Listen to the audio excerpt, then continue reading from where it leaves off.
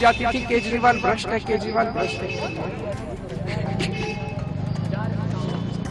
इस देश में किसी को भी सलाखों के पीछे पहुंचाना जितना आसान है, उतना ही मुश्किल है किसी के निर्दोष साबित हो जाने पर उसका रिहा हो जाना। जी हाँ, हाल ही में सोनम वांगचुक को सुप्रीम कोर्ट की न्यायिक अदालत ने 6 महीनों की जेल के बाद निर्दोष करार कर दिया और गृह मंत्रालय ने सोनम वांगचुक को रिहा करते हुए ये दलील दी कि उन्हें लद्दाख में शांति की स्थापना करनी है, जिसके लिए सोनम का वहां होना बहुत जरूरी है। लेकिन सवाल ये है कि अगर वांगचुक निर्दोष ही थे तो फिर एक के बाद एक उनकी हेयरिंग क्यों टाली गई, क्यों पहले ही उनके केस में सख्ती नहीं बरती गई, क्यों कोई ठोस कदम नहीं उठाए गए। नमस्कार, मैं हूं प्रेरणा सिंह और आप देख रहे हैं बतंगड़। सोनम वांगचुक को महीनों बाद निर्दोष करार होना ये कोई पहला मामला नहीं है। इसके पहले भी कोर्ट ने शराबबंदी के घोटाले में दिल्ली के पूर्व मुख्यमंत्री अरविंद केजरीवाल को बाइज्जत बरी कर दिया था। ये तो फिर भी ऐसे मामले थे जो नेशनल लेवल पर उठे, समर्थकों ने, लोगों ने दबाव बनाने की कोशिश की और अपनी आवाज उठाई। ऐसे न जाने और भी कितने केस रहे हैं जो न्याय प्रणाली पर सीधा सवाल करते हैं कि आखिर हमारे न्याय की गति इतनी धीमी क्यों है। सोनम वांगचुक और अरविंद केजरीवाल को तो फिर भी कुछ महीनों के बाद निर्दोष बता दिया गया,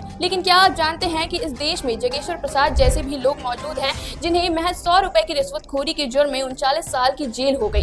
उसके बाद उन्हें झूठा बता दिया गया और उन्हें यह कहकर बरी कर दिया गया कि आप निर्दोष हैं। यही नहीं, उत्तर प्रदेश के लखन सरोज भी झूठे केस में, मर्डर केस में उन्हें 48 साल के बाद निर्दोष करार कर दिया गया। जब वो जेल से निकले तो उनकी उम्र 104 वर्ष थी। सोचिए, जिस उम्र में एक इंसान को अपने परिवार को फलते फूलते देखना होता है, जीवन के उतार चढ़ावों का हिस्सा बनना होता है, कुछ लोगों का वही उम्र सलाखों के पीछे अंधेरे में बीत जाता है। कानून कहता है कि भले ही 100 गुनहगार छूट जाएं, लेकिन किसी एक को सजा नहीं मिलनी चाहिए। लेकिन यहाँ तो बेगुनाहों की लिस्ट इतनी लंबी है जिसकी कोई गिनती नहीं। सवाल सीधा है, हमारी न्याय प्रणाली आखिर इतनी धीमी क्यों है जिसकी वजह से बेगुनाहों को ही सजा काटनी पड़ती है।